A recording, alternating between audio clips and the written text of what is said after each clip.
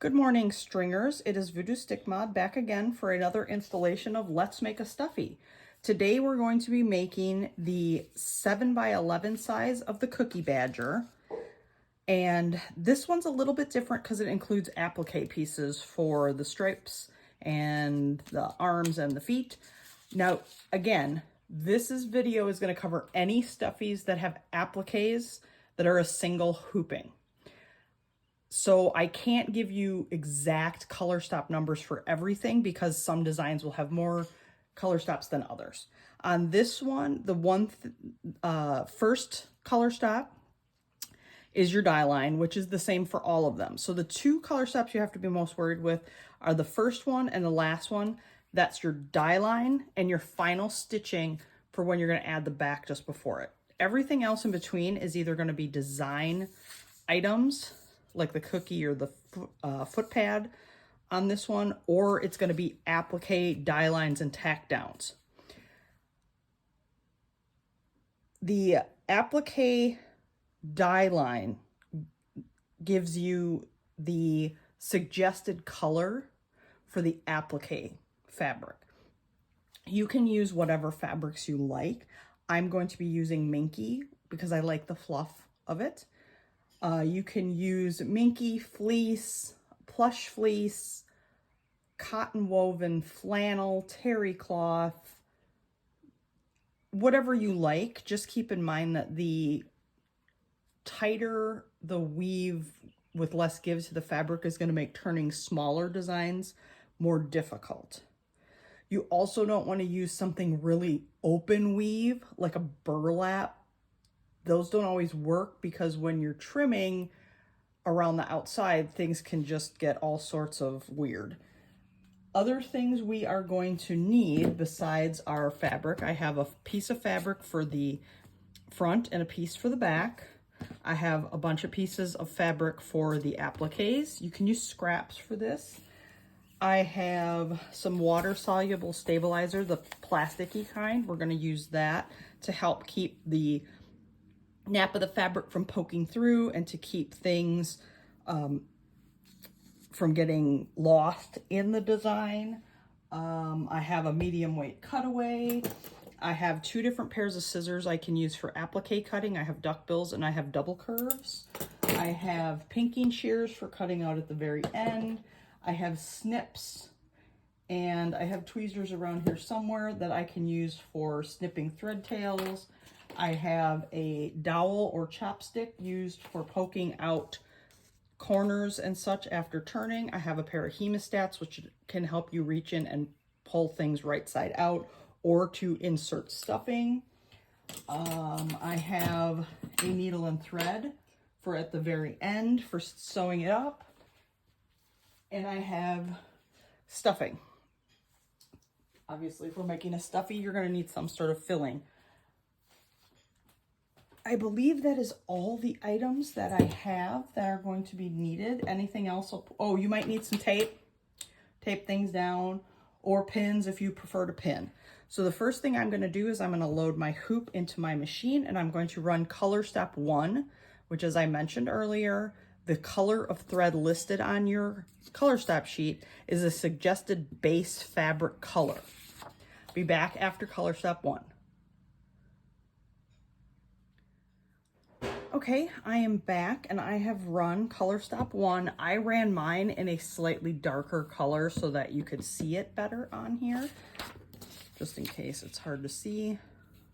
Pop that behind it. Okay, next step is to take your first piece of fabric and lay it pretty side up to make sure everything is covered. Okay, and on Minky, there's a nap to it. If you brush one way, you're going to have the fabric nap lay flat. If you brush it the other way, you get all sorts of bumps and fluffs, and so we're gonna just press it down. I am going to also cut a piece of water-soluble stabilizer that I'm going to lay over the top.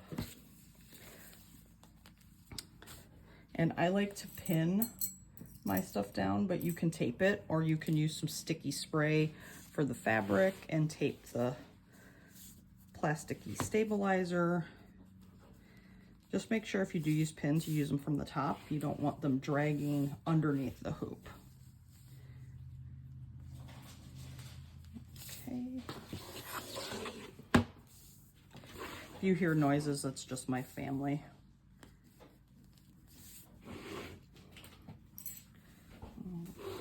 One more pin in the corner here should do the trick for this. Okay, so this is all pinned the way I want it. I'm going to put this back on the machine, and I'm going to run the next few color steps. I have two on my design that are items that will be full fill. Like for this one, it's the cookie. And then I have a die line for my first applique. So I'm going to run those steps.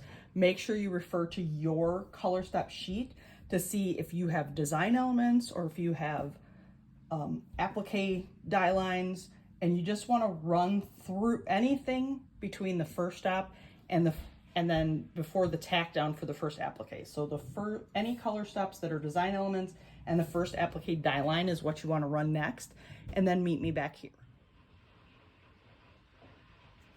Okay, I'm back, and as you can see, I had a couple design elements to stitch, and then I stitched my first die line. Now, I prefer to leave my water-soluble stabilizer down for this step. After I get all my appliques done, I'll pull this piece off and replace it with a new one. You can do whatever you are most comfortable with, however you prefer to do it. And now I'm just testing my minky direction so that I make sure I'm placing it correctly with the nap pointing down. And I'm going to lay this on here, and I'm going to grab a couple pieces of tape to just stick this in place. Okay, now I'm going to put it back in the machine, and I'm going to run the next color step, which will be the tack down stitch. Now, you can do that in the same color as your fabric. You can do it however you want. I'm going to do it in a really bright orangey yellow. Hopefully, it'll help it show up more on camera, but I will be back in a few to show you how to trim your first applique piece. Okay, I'm back, and even using the color that I used, you can't really see the thread color because I'm using such a plush fabric, but that's okay. You can kind of see the rough shape of it. You don't, even if you don't see the thread. Now again, it's going to have like bright orange as the color for this color step. You don't have to use bright orange. You can use a lighter color or a color to match your fabric. It's all up to you because you're never going to see it at the end anyways. So now we're going to trim our applique, and you can use duckbill scissors, you can use double curve scissors, whichever scissors you find easiest. I'm just going to snip up, and part of why I like leaving this on is because then I don't accidentally give my underlying fabric a haircut, since I tend to use fluffy fabric for the underside. And I'm just following this by kind of pulling up on the fabric a bit, and I'm turning my hoop as I go so that I don't move my wrist in an unnatural position, and it makes the cutting smoother. Okay, and that one's all trimmed. All right, I'm gonna check it, make sure there's no spots that I think I could have gotten a bit closer on. That's all set. Now I'm going to put this back on the machine, and we're going to speed things up a little bit here. Basically it's the same steps over and over again for any appliques that your design has. I have 3 more on this design, so I'm going to do those, but I'm not going to talk through all of them. So I'm going to go run my next die line, place my fabric, run my next tack down, trim, rinse and repeat till I'm through all of my appliques, and then I will be back.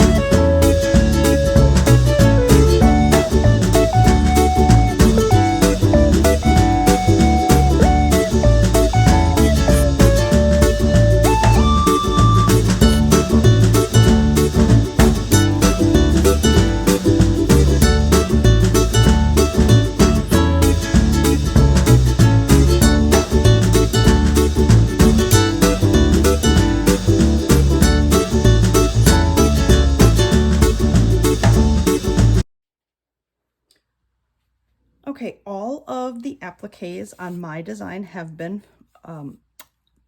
placed, tacked down, and trimmed. I'm just going to look them all over and make sure there aren't any places where I think I could get in a little closer,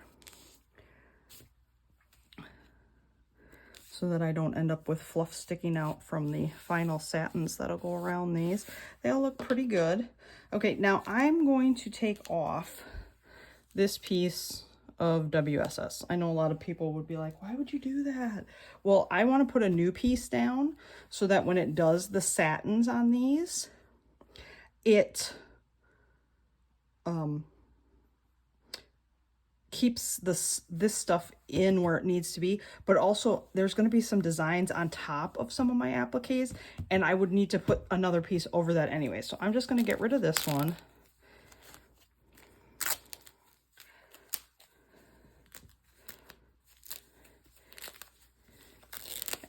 Okay. And now there are some parts of this that some people would keep, because there are some slightly larger parts on the corners, but I don't have time for, I know I'm weird, I don't have time for scraps. It takes me more time to look through the scraps than to just grab something and throw it on and get going. So I'm just going to cut a new piece of this, and I'm going to lay it down. And I'm going to, once again, pin this in place. I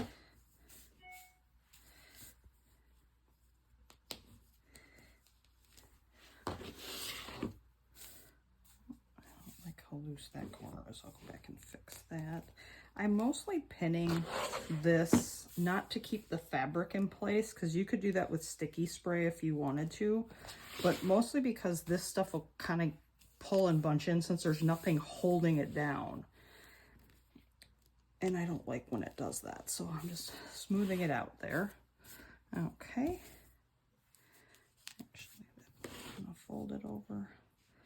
We'll just do that way. Okay, so that's all set. Now I'm gonna put this back on my machine, and I'm gonna run all the remaining color stops except for the very last one. All that's going to do, it's going to stitch a few more design elements. It's going to put satin stitches around your appliques and around your entire design, unless it's a design that uses a non-satin. Some of them might, but basically I'm doing everything that's just stitching now, except for the final stop. That's going to be when I come back, because I'm going to want to put my backing on so I can make this into a stuffie. So I will put this back on my machine and run everything but the last color stop. Okay, we are back, and all of the final design steps have stitched. All that's left is the last color stop, which is what we're going to run after we get our back fabric on. So I'm going to pull off my remaining water-soluble stabilizer.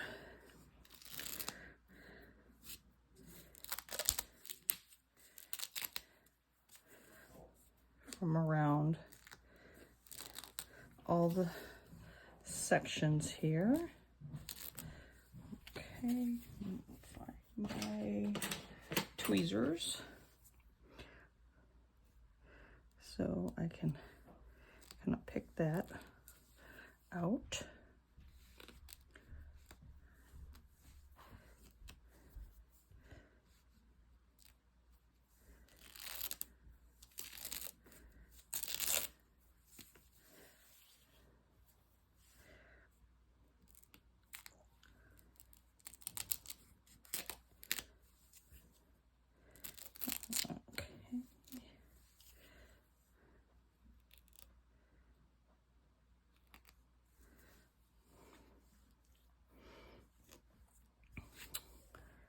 And we've got this little foot.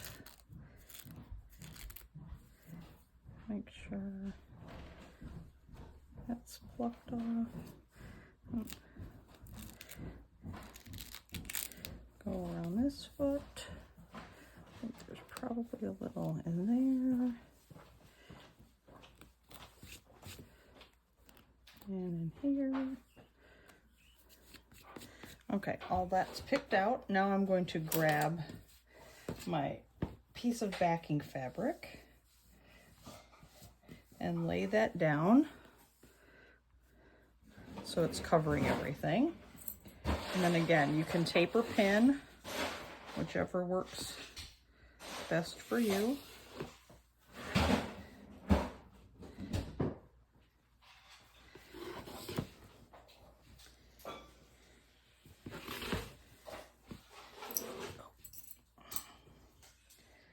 Okay, that's all set now.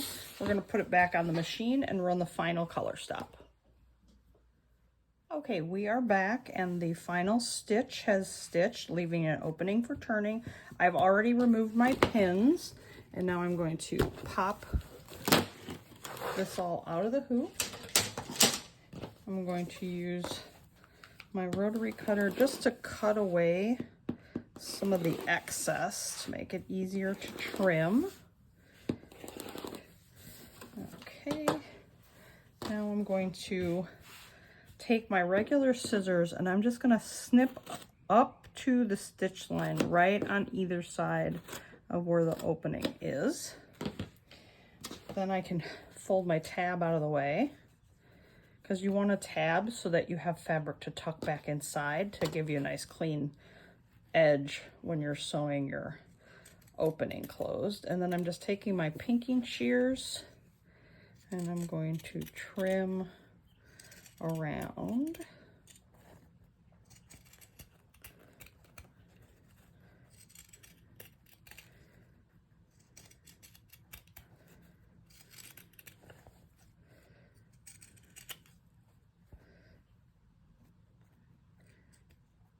Trimming all the way around, making sure I don't accidentally snip into my final stitch.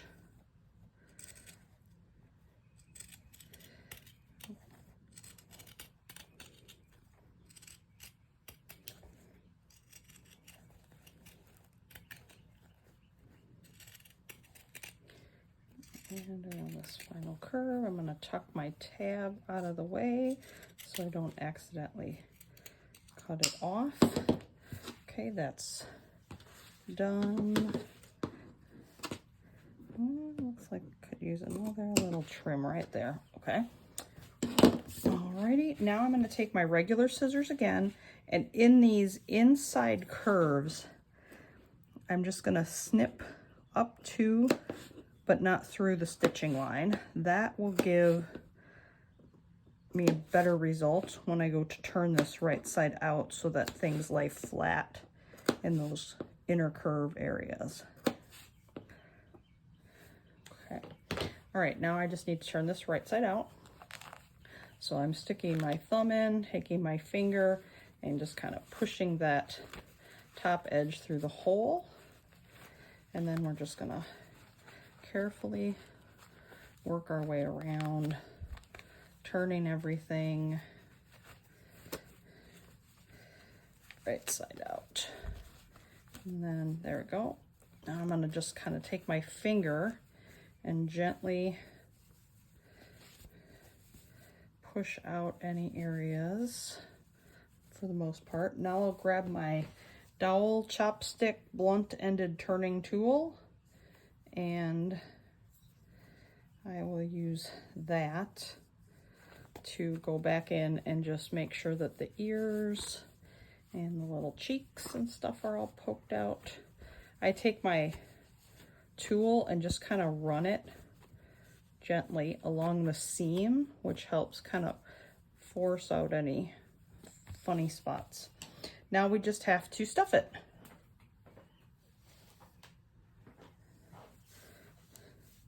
So I'm going to grab some stuffing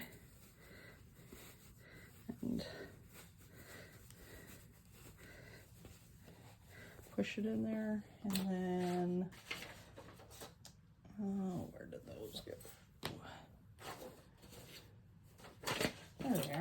I'm going to use my hemostats to grab that fluff and just kind of guide it up into the ear area. And then I will load in another bit of stuffing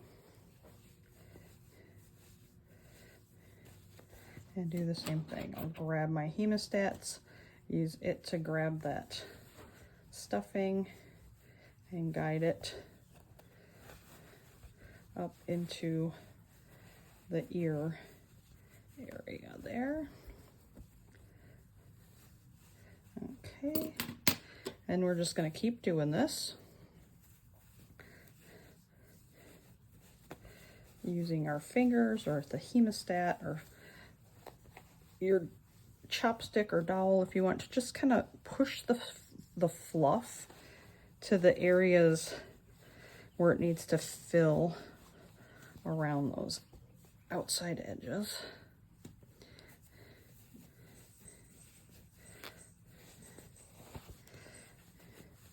And then I'm going to push some more up in there to kind of fill the head. And grab another bunch. And this time I'm going to go toward the feet after I push the stuffing through. I find it easier to fill the areas that are poking out from the main section first, because then when you put the last bit of stuffing in, you're not trying to push it, you're not having this resistance from that area. So I'm just going to use my dowel to just kind of move anything around up in there that I think needs better distribution.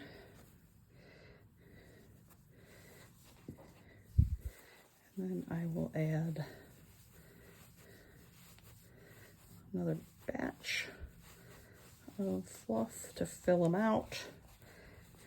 And then I just kind of work things around and kind of give them a rub. So then that way the stuffing doesn't have any hard lumps in it. I'm going to find my needle and thread. And now I'm going to tuck the turning tabs up inside so that all I have is this folded over seam area. Okay, and now I'm going to ladder stitch this closed. You can use a whip stitch if you prefer. I like a ladder stitch, it gives me a more invisible seam. Okay, so to ladder stitch, all I'm going to do is I've put my knot in there, and now I'm going to take a stitch about 1/4 of an inch long, running parallel to the opening on one side, and then I'm going to come across and gonna run parallel on the other side about 1/4 of an inch and pull tight. Now I'm going to go back across and keep going back and forth like that, just like the rungs on a ladder.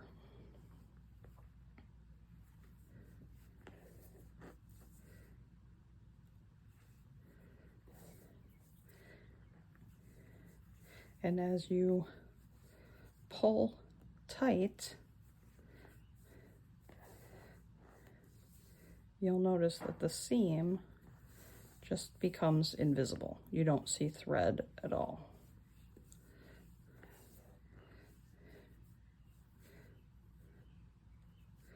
Make sure the tab is tucked in there,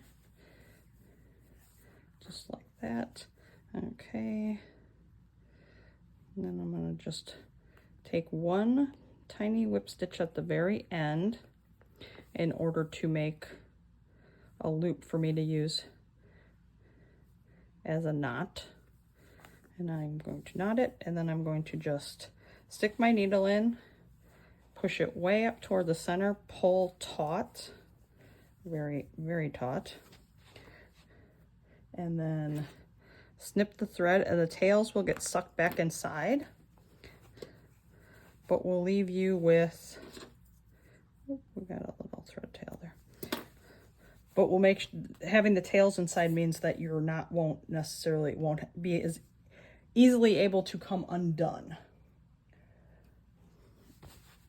And then you can just kind of readjust his fluff, and that's all there is to it. Now you have a applique stuffie.